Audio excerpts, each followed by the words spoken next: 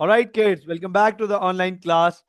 So in our previous class हमने section 1 का chapter 5 initiate किया था which was business objectives. हमने बहुत डिटेल में बिजनेस ऑब्जेक्टिव्स के बारे में पढ़ा कि sir objectives are the aims goals targets. ये एम्स होते हैं, ये गोल्स होते हैं, ये टारगेट्स होते हैं जो एक बिजनेस सेट करता है फ्यूचर टाइम पीरियड के अचीव करने के लिए, फ्यूचर में अचीव करने के लिए ये एम्स गोल्स टारगेट सेट करता है। डिफरेंट ऑब्जेक्टिव्स हो सकते हैं। Objectives can provide a very good sense of direction. हमने ऑब्जेक्टिव्स के एडवांटेजेस पढ़े थे। फिर कुछ कॉमन ऑब्जेक्टिव्स थे, 5 मोस्ट कॉमन ऑब्जेक्टिव्स हम लास्ट क्लास में पढ़ चुके थे। हमने ये सारी चीजें लास्ट क्लास में डिटेल में डिस्कस की थी। हमारी जो लास्ट क्लास का सबसे आखिरी पॉइंट था सर वो था सोशल एंटरप्राइज। वो था सोशल एंटरप्राइज के सर जरूरी नहीं है कि प्राइवेट बिजनेसेस जो हैं वो सिर्फ प्रॉफिट कमाने के लिए बैठे हों। बहुत सारे प्राइवेट बिजनेसेस सर्विस देने के लिए भी बैठे हुए होते हैं, उन्हें हम सोशल एंटरप्राइज कहते हैं। तो सोशल एंटरप्राइज से आज हमारी क्लास हम स्टार्ट करेंगे। नोट कीजिएगा, we will be starting our class from social enterprise. चलें सोशल एंटरप्राइज से क्लास स्टार्ट करते हैं। सवाल आ जाता है कि सर ये कौन होती हैं सोशल एंटरप्राइजेस, ये कौन लोग होते हैं, कौन सी ऑर्गेनाइजेशंस होती हैं। तो नोट कीजिएगा, these are the organizations with a motive to reinvest most of its profits, most of its profits into benefiting society and to protect environment। तो अब आप नोट करें, सर ये ऐसी ऑर्गेनाइजेशन है, सोशल एंटरप्राइजेस ऐसी ऑर्गेनाइजेशन है जिनका मोटिव है कि वो जो प्रॉफिट कमा रहे हैं उस प्रॉफिट में से ज्यादातर प्रॉफिट को वो री इन्वेस्ट करेंगे। सारा री इन्वेस्ट नहीं करेंगे, मोस्ट ऑफ इट। जो वो प्रॉफिट कमा रहे हैं, most of that profit will be री इन्वेस्टेड इनटू बेनिफिटिंग सोसाइटी। वो सोसाइटी को इंप्रूव करने में पैसा लगाएंगे, प्रॉफिट खर्च करेंगे, और एनवायरनमेंट को प्रोटेक्ट करने में वो अपना प्रॉफिट खर्च करेंगे। सोशल एंटरप्राइज को लेके बहुत सारे स्टूडेंट्स का एक मिसकंसेप्शन होता है। There is a very strong misconception in the minds of students regarding social enterprise. वो मैं आज आपको क्लियर कर देता हूं। वो ये है कि सोशल एंटरप्राइज से रिगार्डिंग स्टूडेंट ये एक मिसकंसेप्शन रखते हैं कि social enterprise do not earn profit. Wrong, this is absolutely wrong. बहुत सारे स्टूडेंट्स ये सोचते हैं, या उनका माइंड ये होता है, या उन्होंने उनको पढ़ाया ये होता है, या उन्होंने पढ़ा ये होता है, या उन्होंने समझा ये होता है कि social enterprise do not makes profit. नहीं, that is wrong. Social enterprise do have objectives of profit. उनका प्रॉफिट कमाना ऑब्जेक्टिव होता है, लेकिन प्रॉफिट कमाने के साथ साथ उनका ये ऑब्जेक्टिव भी होता है कि वो अपने प्रॉफिट को सोसाइटी और एनवायरनमेंट पे खर्च करेंगे। सोसाइटी की प्रोटेक्शन और एनवायरनमेंट को प्रोटेक्ट करने में, सोसाइटी की बेनिफिट में, इनटू इंप्रूविंग सोसाइटी, सोसाइटी को इंप्रूव करने में और एनवायरनमेंट को प्रोटेक्ट करने में वो अपना प्रॉफिट री इन्वेस्ट करेंगे। प्रॉफिट री इन्वेस्ट करने का मतलब है प्रॉफिट कमाएंगे तो री इन्वेस्ट करेंगे ना। इसका मतलब वो प्रॉफिट कमाएंगे, इसका मतलब प्रॉफिट कमाना है। प्रॉफिट कमाना है, profit is the objective, profit is one of the objective. तो I hope that this is very clear. तो अंडरस्टैंड कीजिएगा, social enterprise, social enterprise has three main aims. Social enterprise के तीन मेन एम्स होते हैं। तीन मेन एम्स, और भी हो सकते हैं, इसके अलावा और भी हो सकते हैं। कोई अगर आपको ये कहे कि सोशल एंटरप्राइज के सिर्फ तीन ऑब्जेक्टिव्स होते हैं तो ये गलत है। तीन मेन एम्स हैं, इसके अलावा और भी ऑब्जेक्टिव्स हो सकते हैं। सर ये जो तीन मेन एम्स हैं इन्हें हम ट्रिपल बॉटम लाइन ऑब्जेक्टिव्स कहते हैं, ये नोट कीजिएगा।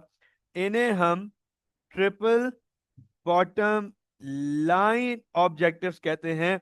यहां पे लिख भी रहा हूं, आपके सामने हाईलाइट कर रहा हूं। Three main aims of social enterprise.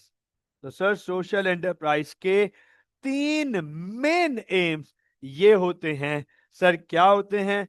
सबसे पहला economical, number one economical, to make a profit to reinvest in the business. Sir triple bottom line सबसे पहला ऑब्जेक्टिव है इकोनॉमिकल। इकोनॉमिकल का मतलब है प्रॉफिट तो कमाएं, प्रॉफिट कमाएं। प्रॉफिट कमाएंगे तो री इन्वेस्ट करेंगे ना। So to make a profit, to make a profit so that profit can be reinvested in the business, ताकि प्रॉफिट को री इन्वेस्ट किया जा सके, दैट इज कॉल्ड इकोनॉमिकल, इसे हम इकोनॉमिकल कहते हैं।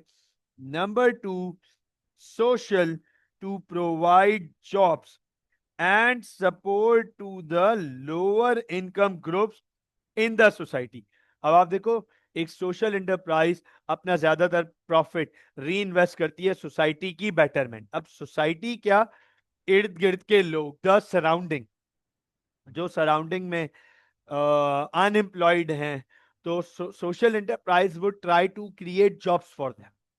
ये तरीका है सोसाइटी को बेनिफिट देने का। सोसाइटी को बेनिफिट देने का एक और तरीका यह है कि जो लोअर इनकम लोग होंगे, अनएम्प्लॉयड नहीं है लेकिन सराउंडिंग में लोअर इनकम है, अंडरस्टैंड कीजिएगा, उनको फेयर प्राइजेस पे प्रोडक्ट्स प्रोवाइड करना।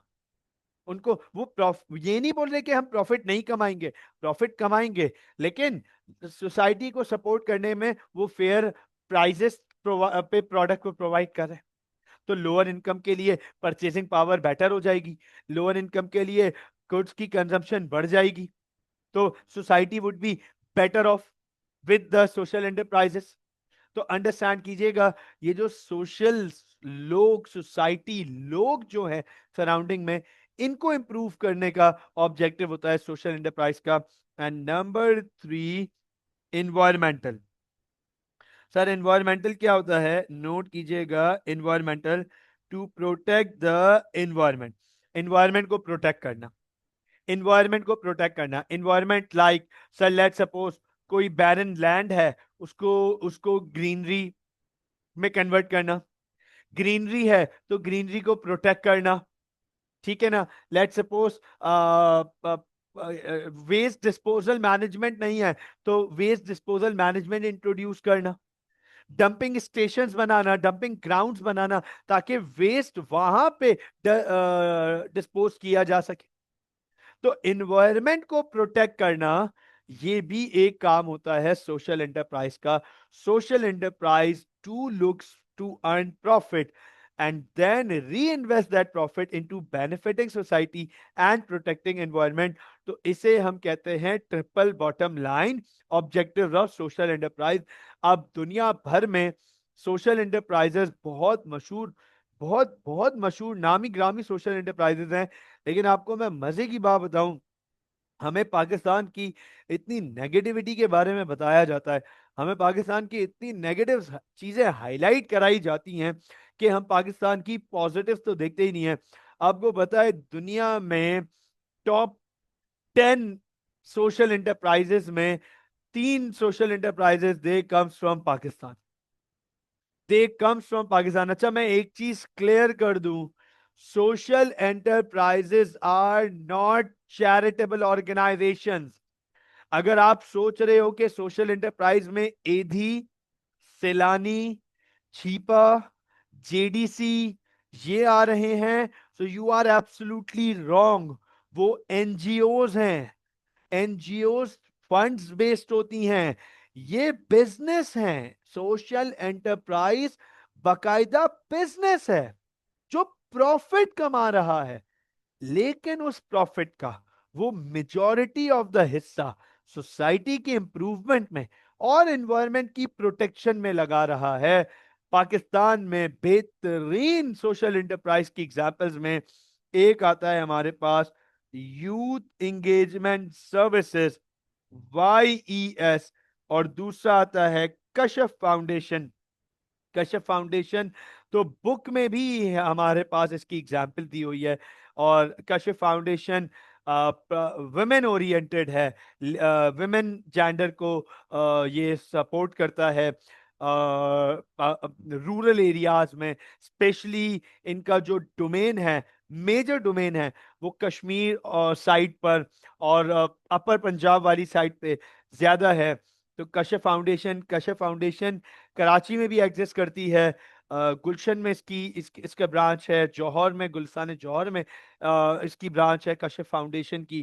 तो कश्यप फाउंडेशन, YES, और एक और बहुत मशहूर social enterprise, once again it also comes from Punjab, Jasar farms. Jasar farms.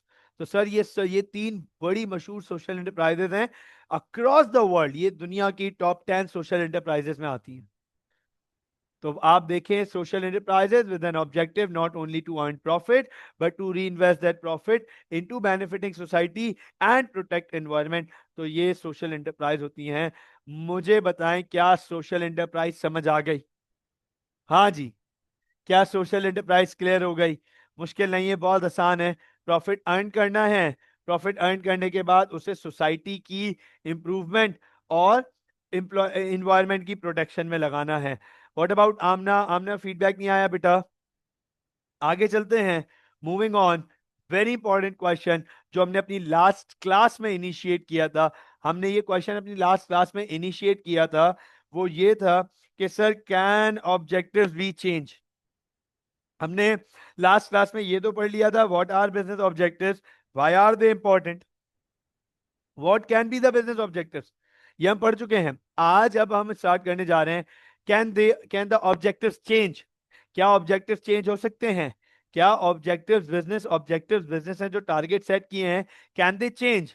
Yes sir, business objectives could change. Note कीजिएगा, सवाल आ जाता है why business objectives could change. बड़ा इंपॉर्टेंट सवाल आ जाता है कि सर ये बिजनेस के ऑब्जेक्टिव्स चेंज क्यों हो सकते हैं? ये बात तो तय है कि बिजनेस ऑब्जेक्टिव्स डू चेंज, बिल्कुल चेंज हो सकते हैं।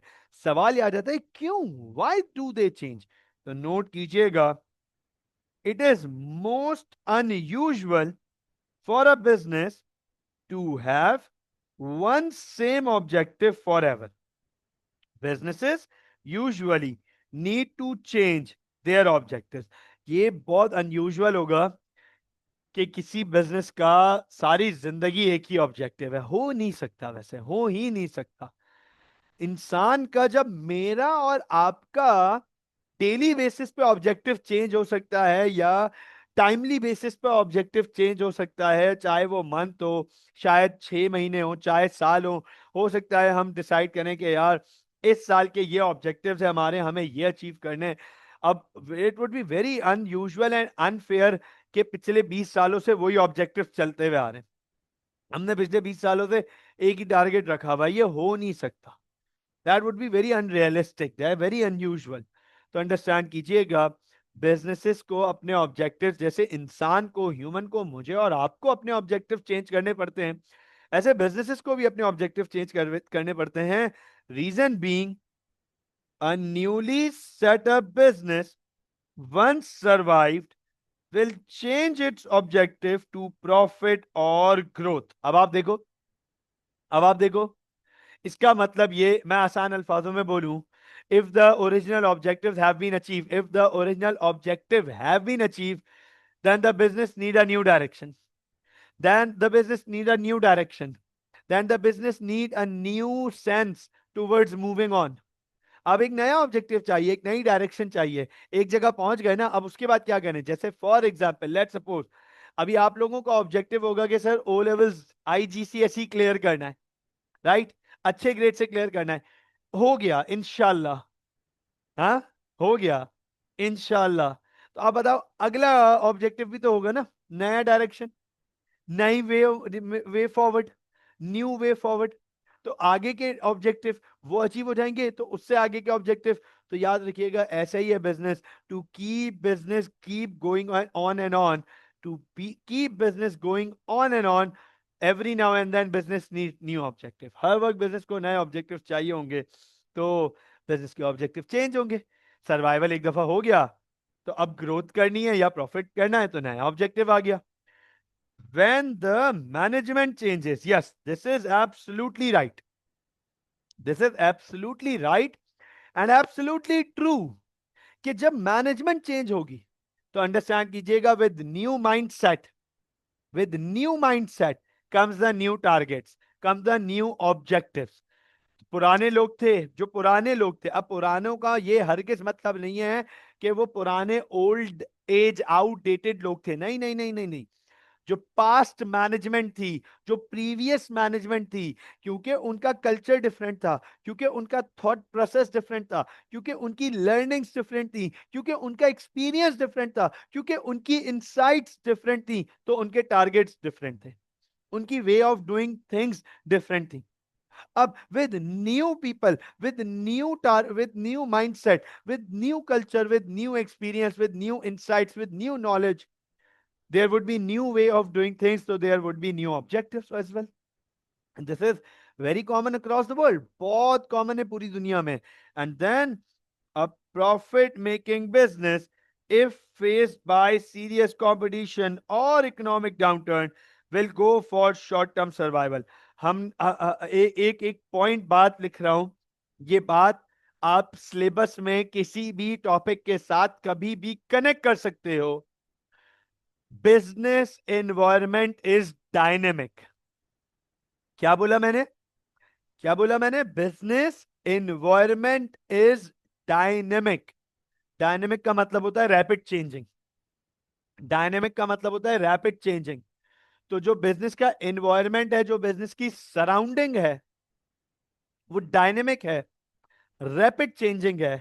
सर रैपिड चेंजिंग एनवायरमेंट, अगर एनवायरमेंट रैपिड चेंजिंग है, तो एक टारगेट हो ही नहीं सकता। बिजनेस का एनवायरनमेंट चेंज होगा, बिजनेस को और नए टारगेट चाहिए होंगे काम करने के लिए, और बिजनेस का एनवायरनमेंट रैपिड चेंजिंग है।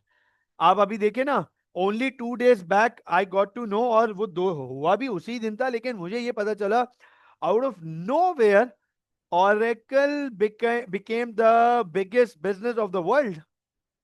Oracle दुनिया का सबसे बड़ा बिजनेस बन गया है, और ओरेकल का ओनर एलॉन मस्क से को बीट करके number 1 world's richest person on the earth बन गया है। Elon Musk is now the second richest person on the world. तो आप देखो sir, business environment dynamic, shift आ सकते हैं, कभी भी चेंज आ सकता है। वो चेंज जैसी आएगा इन्वायरमेंट में, और इन्वायरमेंट किसी एक बिजनेस के हाथ में नहीं है, ये बात आप A2 लेवल पे बहुत डिटेल में पढ़ते हैं। ओ लेवल्स में इस पे लिमिटेड अप्रोच होती है। ओ लेवल्स में हम इसका आपको मैं दिखा दूं। When it comes to O levels, ये जो आपका सेक्शन 6 है ना, सेक्शन 6 देखो, आपको हेडिंग लिखवाई भी है, एक्सटर्नल फैक्टर्स। तो एक्सटर्नल फैक्टर्स वो फैक्टर्स जो बिजनेस के बाहर हैं, लेकिन बिजनेस के ऊपर इंपैक्ट क्रिएट करते हैं, इन्वायरमेंट, इसी को तो हम इन्वायरमेंट कहते हैं। तो सर ये एक्सटर्नल फैक्टर्स, अब प्रॉब्लम ये है कि ये एक्सटर्नल फैक्टर्स किसी के कंट्रोल में नहीं है, ये एक्सटर्नल फैक्टर्स किसी के कंट्रोल में नहीं है, लेकिन इससे बिजनेस के ऊपर असर होता है। तो बिजनेस जब एनवायरनमेंट रैपिड चेंजिंग होगा, तो सर बिजनेस को एवरी नाउ एंड देन नए ऑब्जेक्टिव चाहिए होंगे to keep going on. So I hope that this is very clear कि बिजनेस के ऑब्जेक्टिव क्यों चेंज होते हैं। अब आगे चलते हैं। आज हमारे पास हमारे सेक्शन 1 का आखिरी टॉपिक स्टार्ट होने जा रहा है। बहुत मशहूर टॉपिक है, बिजनेस स्टूडेंट्स को ये नाम लाजमी उन्होंने सुना हुआ होता है, स्टेक होल्डर्स। स्टेक होल्डर्स, ये खाने वाला स्टेक नहीं है, राइट? ये खाने वाला स्टेक नहीं है, स्टेक होल्डर्स। तो स्टेक मैं आपको सिर्फ एक वर्ड ऑल्टरनेट में लिख के दे रहा हूं। Stake means interest. देख लें जरा, स्टेक मीन्स इंटरेस्ट। तो स्टेक का मतलब है इंटरेस्ट। तो क्या है stakeholders? They are the people और the group of people who have somewhat interest in the business activity। In the business activity, ये वो लोग हैं जिनका बिजनेस में किसी ना किसी तरीके का इंटरेस्ट है। दे मे बी डायरेक्टली और indirectly connected with the business activity. ये डायरेक्टली या फिर इनडायरेक्टली बिजनेस की एक्टिविटी से कनेक्टेड होते हैं। ये या तो डायरेक्टली या फिर इनडायरेक्टली बिजनेस की एक्टिविटी के साथ कनेक्टेड होते हैं। इनका इंटरेस्ट होता है हमारे बिजनेस में। इन्हें हम स्टेक होल्डर कहते हैं। अंडरस्टैंड कीजिएगा, stakeholder are people who have interest in the business activity. अब मिसाल के तौर पे, फॉर एग्जाम्पल अंडरस्टैंड कीजिएगा, हम एग्जाम्पल लेते हैं पेप्सी की। तो अंडरस्टैंड कीजिएगा, पेप्सी में बहुत सारे लोग इंटरेस्टेड होंगे। बहुत सारे लोग पेप्सी में इंटरेस्टेड होंगे। कुछ लोग पेप्सी में एज एन इन्वेस्टर इंटरेस्टेड होंगे। कुछ लोग पेप्सी में काम करने के लिए इंटरेस्टेड होंगे। कुछ लोग पेप्सी में काम कर रहे हैं ऑलरेडी, इसलिए इंटरेस्टेड हैं। कुछ लोग पेप्सी की मैनेजमेंट में बैठे हुए हैं, इसलिए उनका इंटरेस्ट है पेप्सी में। कुछ लोग पेप्सी बेचने के लिए बैठे हैं, इसलिए उनका पेप्सी में इंटरेस्ट है। कुछ लोगों ने पेप्सी कंपनी को लोन दिया हुआ है, इसलिए वो इंटरेस्टेड हैं। कुछ लोग पेप्सी पीने में इंटरेस्टेड हैं। तो अंडरस्टैंड कीजिएगा, there would be many group of people who would be interested in a particular business। उन लोगों को हम स्टेक होल्डर्स कहते हैं। तो स्टेक होल्डर दो टाइप के होते हैं। एक होता है हमारे पास इंटरनल स्टेक होल्डर्स और दूसरे होते हैं हमारे पास एक्सटर्नल स्टेक होल्डर्स। एक होते हैं हमारे पास इंटरनल स्टेक होल्डर्स, दूसरे होते हैं हमारे पास एक्सटर्नल स्टेक होल्डर्स। अंडरस्टैंड कीजिएगा, गौर से देखिएगा। मैं आपके सामने मैं आपके सामने यहां पर इंटरनल और एक्सटर्नल स्टेक होल्डर्स को सेग्रीगेट करूंगा। इनको इनको डिफाइन करूंगा, डिस्क्राइब करूंगा। इंटरनल और एक्सटर्नल स्टेक होल्डर को डिफाइन करूंगा, डिस्क्राइब करूंगा। क्या होते हैं इंटरनल स्टेक होल्डर? नोट कीजिएगा sir, internal stakeholder people inside the business. Sir ये वो लोग हैं जो बिजनेस के अंदर मौजूद हैं। Internal stakeholder, these are the people और group of people who are inside the business, who are part of the business. ये ऑर्गेनाइजेशन के अंदर मौजूद हैं, they are part of the business. Whereas external stakeholders, whereas external stakeholders, just a minute,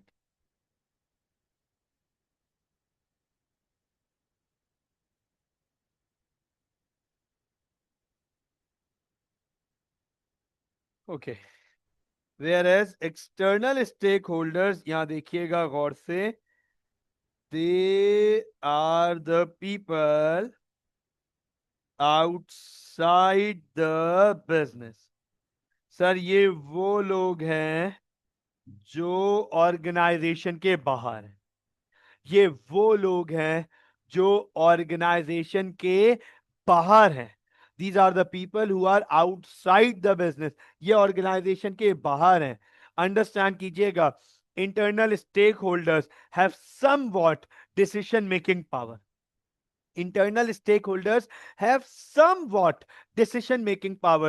External stakeholders, they do not have any decision making power। वो तो organisation के बाहर है, वो तो है ही ऑर्गेनाइजेशन के बाहर, उनके पास कोई पावर नहीं है। इंटरनल स्टेक होल्डर्स ऑर्गेनाइजेशन के अंदर मौजूद हैं, उनके पास कुछ हद तक डिसीजन मेकिंग पावर है। तो सर इंटरनल में कौन कौन आ जाता है हमारे पास? ओनर, जिसे शेयर होल्डर भी कहते हैं, managers, workers, employees, directors, trade unions. तो ये 5 ग्रुप्स हमारे पास इंटरनल स्टेक होल्डर्स कहलाते हैं। बड़ा इंपॉर्टेंट सवाल आ जाता है, सर क्या इंटरेस्ट है इन लोगों के? हमने कहा ना, stakeholder they are the people who have interest in the business. Stakeholders they are the people who have interest in the business. Sir इनके क्या इंटरेस्ट है? ओनर का क्या इंटरेस्ट है? मैनेजर का क्या इंटरेस्ट है? वर्कर एम्प्लॉय का क्या इंटरेस्ट है? डायरेक्टर का क्या इंटरेस्ट है? ट्रेड यूनियन का क्या इंटरेस्ट है? तो ये देखो, यहां पे आपके सामने पढ़ रहे हैं हम, stakeholders and their stakes. Stakes मतलब इंटरेस्ट, कि ये जो स्टेक होल्डर्स हैं, ये इनके क्या स्टेक्स हैं हमारे बिजनेस में, किसी भी बिजनेस में क्या स्टेक्स हैं, क्या इंटरेस्ट है। तो सर सबसे पहले, ओनर या शेयर होल्डर, कोई भी ओनर या शेयर होल्डर अपने बिजनेस में क्या इंटरेस्ट रखता है, इस बात को अंडरस्टैंड कीजिएगा। हर ओनर प्रॉफिट में इंटरेस्ट रखता है, बिजनेस की ग्रोथ में इंटरेस्ट रखता है, डिविडेंड्स में इंटरेस्ट रखता है। अच्छा, डिविडेंड्स क्या होते हैं ये मैं आपको बता दूं। हमने दो चैप्टर हमने एक चैप्टर पीछे, चैप्टर नंबर 4 में वी स्टडीड लिमिटेड कंपनीज। हमने उसमें पढ़ा था कि limited companies are the companies whose ownership is sold in form of shares. Limited companies ऐसी ऑर्गेनाइजेशन होती हैं जिनकी ओनरशिप सेल होती है इन फॉर्म ऑफ शेयर्स। तो जो लोग शेयर्स खरीदते हैं उन्हें शेयर होल्डर्स कहते हैं। तो उन शेयर होल्डर्स को एजीएम, एनुअल जनरल मीटिंग की भी बात बताई थी आप लोगों को। एनुअल जनरल मीटिंग में कंपनी की तरफ से रिटर्न अनाउंस किया जाता है कि हमने इतना प्रॉफिट कमाया है, उस प्रॉफिट में हम आपको इतना प्रोपोर्शन देना चाहते हैं, उसको डिविडेंड कहते हैं। The dividend is the return that shareholders receive from company on their investment as part of the profit. तो डिविडेंड क्या होता है? पार्ट ऑफ द प्रॉफिट जो कंपनी ने कमाया। डिविडेंड क्या होता है? पार्ट ऑफ द प्रॉफिट जो कंपनी ने कमाया, और वो अब उस प्रॉफिट का कुछ हिस्सा शेयर होल्डर्स को दे रहे हैं क्योंकि शेयर होल्डर्स ने इन्वेस्टमेंट की हुई है, उसे डिविडेंड कहते हैं। तो ओनर, हर शेयर होल्डर यही चाहेगा कि उसे ज्यादा से ज्यादा डिविडेंड्स दिए जाएं और मार्केट शेयर इंक्रीज हो, सेल्स इंक्रीज होंगी। सेल्स इंक्रीज होंगी तो मार्केट शेयर इंप्रूव होगा, मार्केट शेयर इंक्रीज होगा तो कंपनी का ब्रांड इंप्रूव होगा, कंपनी की ब्रांड वैल्यू इंप्रूव होगी तो शेयर प्राइस ऊपर जाएंगी, और शेयर प्राइस ऊपर जाने का मतलब है शेयर होल्डर्स की इन्वेस्टमेंट ऊपर जाएगी। शेयर होल्डर्स की इन्वेस्टमेंट ऊपर जाएगी। तो देखो, ओनर शेयर होल्डर ऐसे इंटरेस्टेड है बिजनेस के अंदर। मुझे बताएं, यहां तक क्लैरिटी है? हाँ जी गाइस, यस प्लीज, आमना, मरियम, शायान, बच्चों, इज दैट क्लियर? परफेक्ट, यहां तक क्लियर है। ऑल राइट, ऑल राइट, चलें आगे चलते हैं, मूविंग ऑन। मैनेजर्स, अब आ जाते हैं मैनेजर्स। मैनेजर्स के स्टेक्स, मैनेजर्स के इंटरेस्ट। मैनेजर्स क्यों इंटरेस्टेड है हमारे बिजनेस में? They want to achieve departmental objectives. अब आप देखो, हर डिपार्टमेंट के ऑब्जेक्टिव्स हैं, हर डिपार्टमेंट के अपने ऑब्जेक्टिव्स हैं। फाइनेंस डिपार्टमेंट के अपने ऑब्जेक्टिव्स हैं, मार्केटिंग डिपार्टमेंट के अपने ऑब्जेक्टिव्स हैं, और उन ऑब्जेक्टिव्स की अचीवमेंट की जिम्मेदारी मैनेजर्स की है। तो मैनेजर चाहेंगे कि अपने डिपार्टमेंटल ऑब्जेक्टिव्स अचीव हो ताकि उन्हें प्रमोशन मिले, ताकि उन्हें प्रमोशन मिले। जो जो स्ट्रैटेजी बनाई है उस स्ट्रैटेजी को इम्प्लीमेंट करके जो टारगेट सेट किए हैं वो अचीव कर सके। ये मैनेजर्स के इंटरेस्ट हैं। मैनेजर्स के इंटरेस्ट ये हैं, मैनेजर्स के इंटरेस्ट आप देखो ओनर जैसे नहीं है। मैनेजर नहीं बोल रहे कि प्रॉफिट बढ़ा ऑर्गेनाइजेशन के और बिजनेस की ग्रोथ करो और डिविडेंड, नहीं नहीं नहीं नहीं। वो कह रहे हैं हमारा इंटरेस्ट ये है इस ऑर्गेनाइजेशन के अंदर कि जो डिपार्टमेंट के ऑब्जेक्टिव्स हमें दिए गए हैं हम स्ट्रैटेजी लगाकर उन ऑब्जेक्टिव्स को पूरा करें, ताकि हमारे प्रमोशन हो, ताकि हमारी सैलरीज एंड बेटर बेनिफिट्स, हमारे बेनिफिट्स इंप्रूव हो यार। सिर्फ सैलरीज ना बढ़े, बेनिफिट्स भी इंप्रूव हो। मैनेजमेंट लेवल पे बेनिफिट्स की बात ज्यादा होती, सैलरीज तो होती होती है, बेनिफिट्स की बात ज्यादा होती है। मैनेजर्स कहेंगे कि यार चलो थोड़ा सा अच्छा लाइफ स्टाइल दे दो, थोड़ा सा अच्छा इंश्योरेंस पैकेज दे दो, थोड़ा सा अच्छा मेडिकल पैकेज दे दो, थोड़े से अच्छे टूर पैकेज दे दो। अ, हम अगर ये टारगेट अचीव कर लेंगे तो हो सकता है कि हम ऑर्गेनाइजेशन से डिमांड करें कि पाकिस्तान टूर के बजाय हमें मिडल ईस्ट का टूर करा दो, हमें बाकू का टू वेकेशन दे दो। यूरोप नहीं चाहिए, वो यूरोप यूरोप वो डायरेक्टर लेवल पर हो जाएगा शायद। Is this clear? तो मैनेजमेंट के अलग ऑब्जेक्टिव्स हैं, मैनेजमेंट के अलग इंटरेस्ट हैं बिजनेस के अंदर। वर्कर्स क्या देख रहे हैं? अब आप देखो वर्कर्स, अच्छा मजे की बात, ओनर्स भी इनसाइड ऑर्गेनाइजेशन है, internal part of the organisation, internal part. Managers भी इंटरनल पार्ट है, वर्कर्स भी इंटरनल पार्ट है, लेकिन सबके जो है वो डिफरेंट है टारगेट्स। तो वर्कर एम्प्लॉय क्या ढूंढ रहे हैं? High job security, high job security, ये इंपॉर्टेंट है। अब आप देखो, वर्कर के लिए जॉब सिक्योरिटी का बड़ा इशू है, आज है नहीं है कल। जॉब सिक्योरिटी क्या होती है? Job security is where a worker is promise a long term job. भाई आप लंबे टाइम तक हमारे पास हो, हम आपको निकालेंगे नहीं। Worker security, permanent job. तो वर्कर को परमानेंट जॉब चाहिए। मैनेजमेंट लेवल पर आके ये चीजें मीनिंगलेस हो जाती हैं, क्योंकि मैनेजर इतनी इंपॉर्टेंट पोजीशन होता है कि उसे निकालना मुश्किल है, उसे निकालना मुश्किल है। और वो एक्सपीरियंस है, और मैनेजर को भी पता है कि ये निकाल देंगे तो मेरे पास और बहुत सारे ऑप्शंस अपॉर्चुनिटीज अवेलेबल हैं। मैंने इतना काम किया, एक्सपीरियंस हूं, तभी तो मैं मैनेजर हूं। लेकिन वर्कर, उसके लिए तो वर्कर तो लाइन से खड़े हुए हैं, एक को निकाल दो 10 और लाइन लगा के खड़े हुए हैं। हाई जॉब सिक्योरिटी, वर्कर कह रहा है मुझे जॉब सिक्योरिटी चाहिए। वर्कर कह रहा है इंक्रीज इन सैलरी, ये सैलरी के पीछे भागेगा, ये कहेगा मेरी सैलरी बढ़ाओ, मेरी सैलरी बढ़ाओ, मेरी सैलरी बढ़ाओ, मेरी सैलरी बढ़ाओ। Safe and healthy environment, worker कह रहा है देखो भाई, मुझे स्ट्रैटेजिक रिक्वायरमेंट से कोई लेना देना नहीं है, मेरे डिपार्टमेंटल ऑब्जेक्टिव से मेरा कोई कंसर्न नहीं है, मुझे बेटर वर्किंग कंडीशंस दो। हाँ, गर्मी बहुत होती है तो चिलर्स लगा के दो, सर्दी बहुत होती है तो हीटर्स लगा के दो, ठीक है ना। अच्छे वर्क हाइजीन्स प्रोवाइड करो, गुड वर्किंग कंडीशंस, दिन में 2 दफा चाय मिलनी चाहिए, लंच का और प्रेयर का ब्रेक मिलना चाहिए, good working condition, and regular payment for their work. भाई मंथली है तो मंथली, वीकली है तो वीकली, डेली है तो डेली डेली, ये नहीं कि डिले हो रहा है। वर्कर को ये चाहिए, वर्कर इस चीज में इंटरेस्टेड है, ऑर्गेनाइजेशन के अंदर ये चीजें पूरी होनी चाहिए हमारी।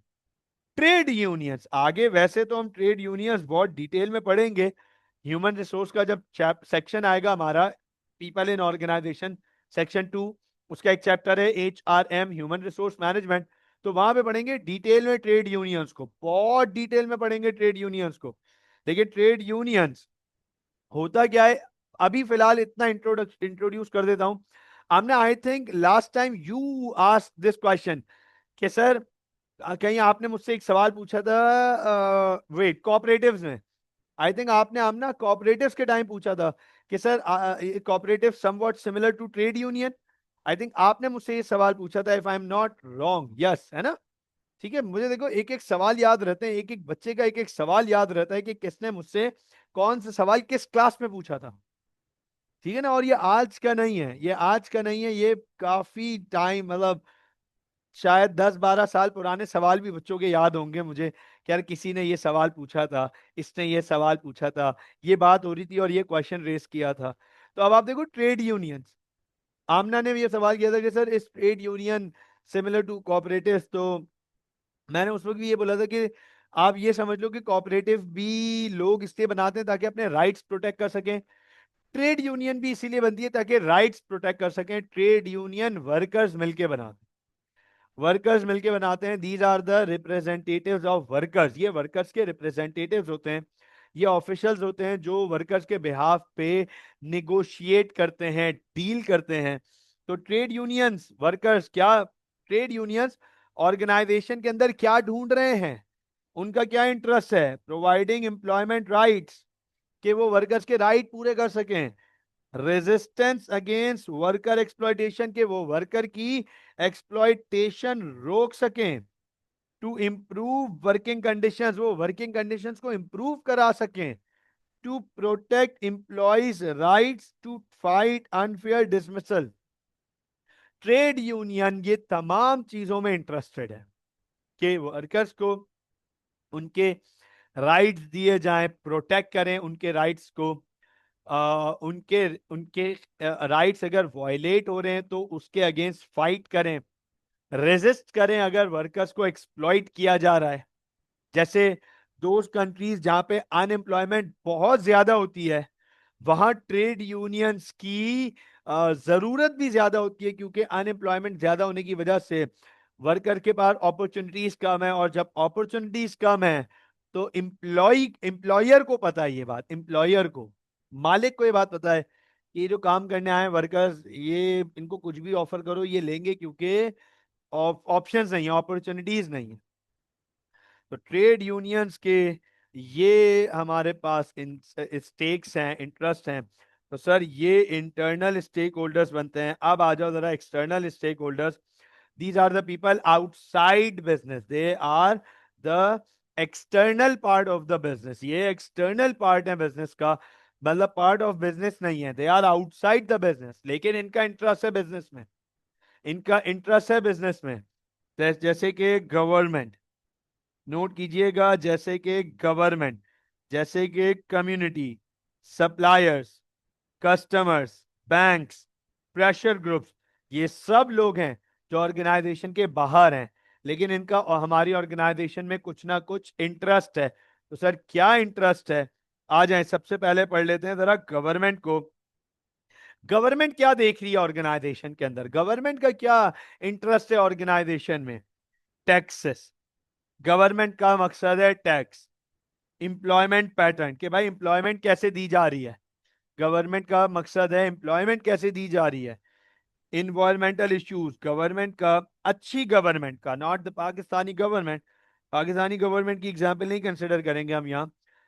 पढ़ी लिखी, इज्जतदार, मुखलिस,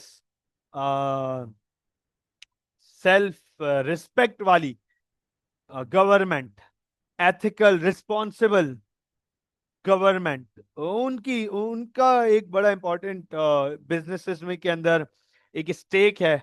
क्या वो देखते हैं कि बिजनेस कहीं एनवायरनमेंट को डैमेज तो नहीं दे रहा? And government wants businesses to increase exports, कि यार एक्सपोर्ट्स बढ़ाओ।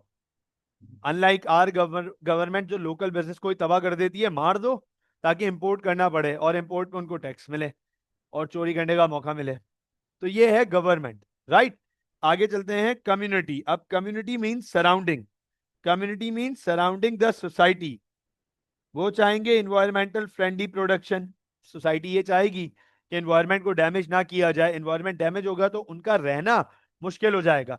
हम पोल्यूशन वाले एरिया में रहना प्रेफर नहीं करेंगे ऑब्वियसली। तो अगर अगर कहीं बिजनेसेस पोल्यूशन कर रहे होंगे तो community would be very worried about that thing. Social issues बहुत इंपॉर्टेंट है कि सराउंडिंग में कहीं बिजनेस की वजह से सोशल नॉर्म्स तो नहीं खराब हो रहे, कोई ऐसा बिजनेस तो नहीं खोल दिया कि जो सोशल वैल्यूज को चैलेंज कर रहा हो। जैसे बहुत सिंपल सी एग्जांपल, बहुत बेसिक एग्जांपल, और ये एग्जांपल मिडिल ईस्ट, पाक, कराची दोनों जगह अप्लाई होती है, दोनों जगह पे इसकी इसकी बात की जा सकती है। आपसे बहुत फेयर फैक्चुअल बात करते हैं सर।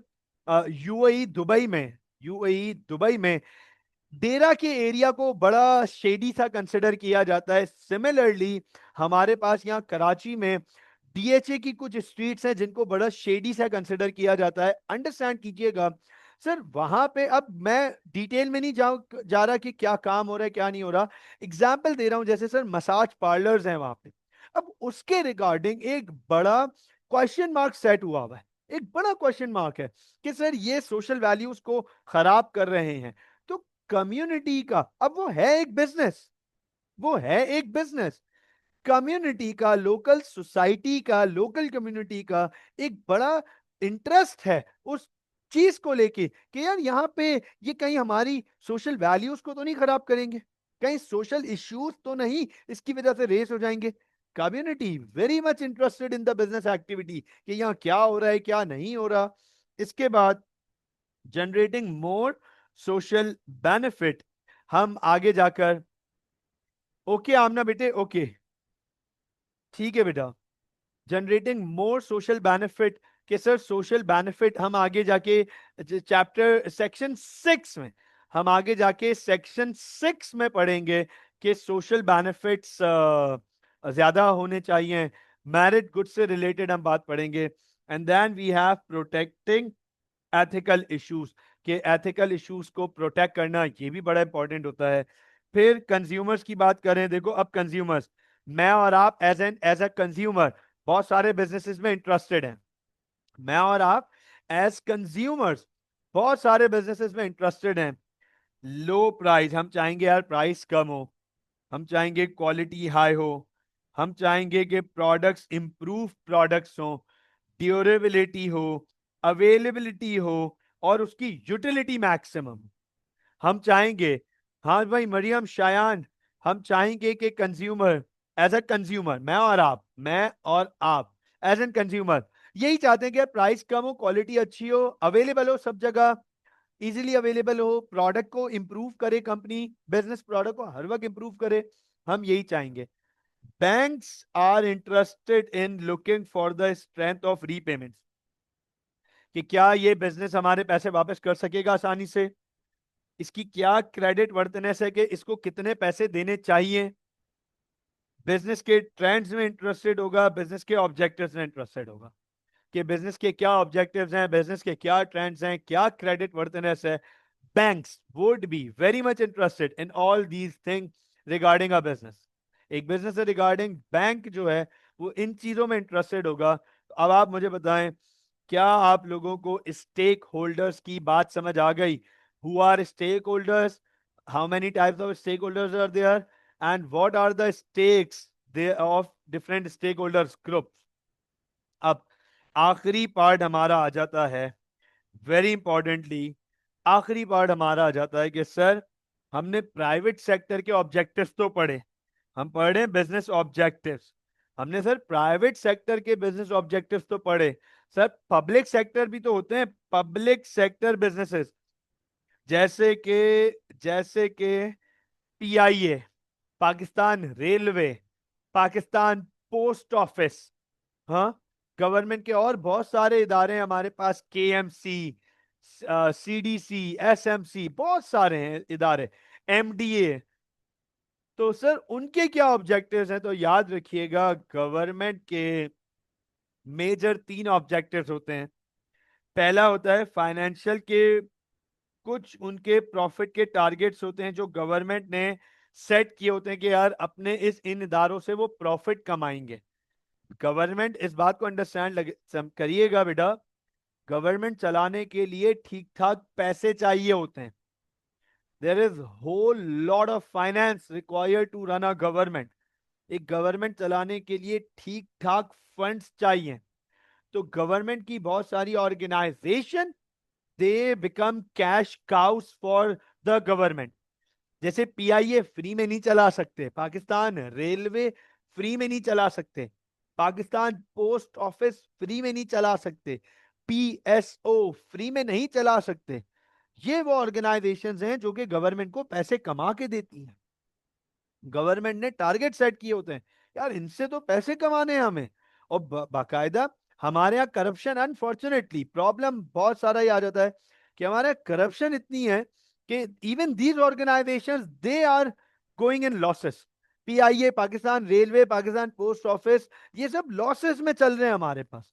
लेकिन दुनिया भर में अच्छी गवर्नेंस के साथ, नेक नियति, विदाउट करप्शन, अच्छी गवर्नेंस के साथ एयरलाइंस, रेलवेज, ये बड़े जाइंट्स पैसे कमा के देते हैं अपनी गवर्नमेंट को, अपनी गवर्नमेंट को ठीक ठाक पैसे कमा के देते हैं। तो पैसा कमाना, सर्विसेज देना पब्लिक को बहुत एसेंशियल है। भाई दुनिया की हर गवर्नमेंट, अच्छी पढ़ी लिखी गवर्नमेंट को ये बात पता है कि अवाम, पब्लिक ह्यूमन है, इंसान है, और उन्हें पानी, बिजली, गैस, इलेक्ट्रिसिटी, एजुकेशन, मेडिकल और रोड इंफ्रास्ट्रक्चर, ये तो बेसिक एसेंशियल है ह्यूमन सर्वाइवल के लिए। ये तो दुनिया भर की गवर्नमेंट प्रोवाइड करती है। रोड्स गवर्नमेंट प्रोवाइड करती है, रोड्स में इंफ्रास्ट्रक्चर पूरा आ गया, हाँ, इलेक्ट्रिसिटी, यूटिलिटीज, एजुकेशन, मेडिकल, दुनिया भर की गवर्नमेंट प्रोवाइड करती है ये, ताकि कोई इंसान इस बेसिक एसेंशियल से रह ना जाए। And then social objective create employment in certain areas.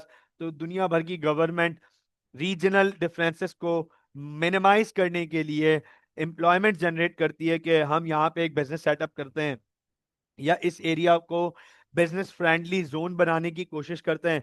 Private sector को बोलते हैं यहाँ आओ, हम आपको बेनिफिट्स देंगे, फ्री लैंड है, रेंट नहीं देना, इलेक्ट्रिसिटी फ्री कर देंगे, रोड्स बना देंगे, नेटवर्क्स बना देंगे, यहाँ यहाँ डैम बना देंगे आपके लिए, या यहाँ पे पानी के रिजर्वॉयर्स बना देंगे, रिजर्व्स क्रिएट कर देंगे, आप यहाँ पे बिजनेस करो ताकि इसके विसिनिटी में लोगों को एम्प्लॉयमेंट्स मिले।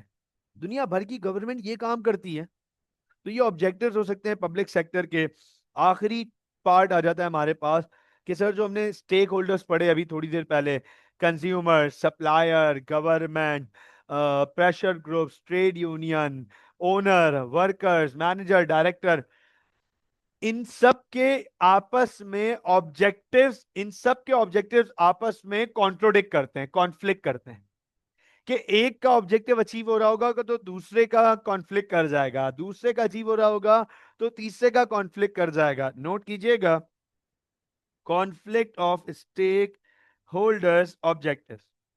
It appears to be very easy to satisfy stakes of different stakeholders at the same time. अब देखो, बाजाहिर तो ये कितना आसान लग रहा है कि हाँ यार, ये सारे ऑब्जेक्टिव्स हैं, ये सारे स्टेक्स हैं, सारे स्टेक होल्डर्स हैं, ये पूरा कर दो भाई। ओनर का भी स्टेक फुलफिल कर दो, मैनेजर के भी इंटरेस्ट को फुलफिल कर दो, वर्कर्स के, ट्रेड यूनियन, सब के इंटरेस्ट को फुलफिल कर दो। बज़ाहिर देखने में ये बहुत आसान लग रहा है। However in reality there is a conflict of interest within stakeholders. Owners usually want as much profit as possible. Directors want business to grow. Workers will want high salaries and job security. Local community will want business to be environmental friendly. Consumers would look for low priced, high quality product. However, in reality, using cheap production methods will increase profits, but will also result in pollution. Decision to introduce new machines will increase management efficiencies and will increase profit, but at the cost of labor redundancies. Decision to expand the business will means less returns for owners in the short term. तो अब आप देखो, बज़ाहिर कहने में ये बहुत आसान है कि सबको सेटिस्फाई कर दो, सबके ऑब्जेक्टिव सेटल डाउन कर दो, लेकिन बहुत मुश्किल काम है।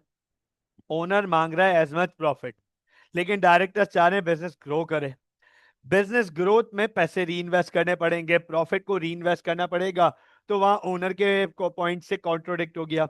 अच्छा, डायरेक्टर्स के ग्रोथ के पॉइंट से लॉन्ग टर्म में तो चलो ओनर को प्रॉफिट ज्यादा मिलेगा, लेकिन वर्कर्स मांग रहे हैं हाई सैलरीज। वर्कर्स बोले हमें नहीं पता, हाई सैलरीज दो। हाई सैलरीज देने से प्रॉफिट्स कम हो जाएंगे, कॉस्ट बढ़ जाएगी। वर्कर्स कह रहे हैं जॉब सिक्योरिटी दो, बिजनेस कह रहा है हमारी खुद की सिक्योरिटी नहीं है, क्या जॉब सिक्योरिटी दें, कॉन्ट्रोडिक्ट आ जाएगा। कंज्यूमर कह रहे हैं क्वालिटी इंप्रूव करो, प्राइस कम करो, ओनर कह रहे हैं नहीं मुझे प्रॉफिट दो। डायरेक्टर्स कह रहे हैं अरे भाई डिपार्टमेंटल ऑब्जेक्टिव अचीव करके दो। Dead and. एक का ऑब्जेक्टिव सेटिस्फाई करने जाओगे तो दूसरे का कॉन्ट्रोडिक्ट करेगा, और इसी तरीके से बिजनेस चलता है। यही बिजनेस का नाम है कि कहीं एक को सेक्रीफाइस करना होगा, कहीं दूसरे को सेक्रीफाइस करना होगा। सिचुएशन टू सिचुएशन बिजनेस देखेगा। कभी बिजनेस किसी स्टेक होल्डर को इग्नोर करेगा, कहेगा यार इसको छोड़ो, अभी ये हाँ जो भी बोल रहा है इसको बोलने दो, अभी फिलहाल हम इस पोजीशन में नहीं है कि हम इसके स्टेक्स को लुक आफ्टर कर सके। तो अंडरस्टैंड कीजिएगा, there are heavy conflicts between objectives of different stakeholders, and no two stakeholders objectives can be met with same strategy। ये बड़ा मुश्किल होता है। अब मुझे बताएं, is this clear? Yes please।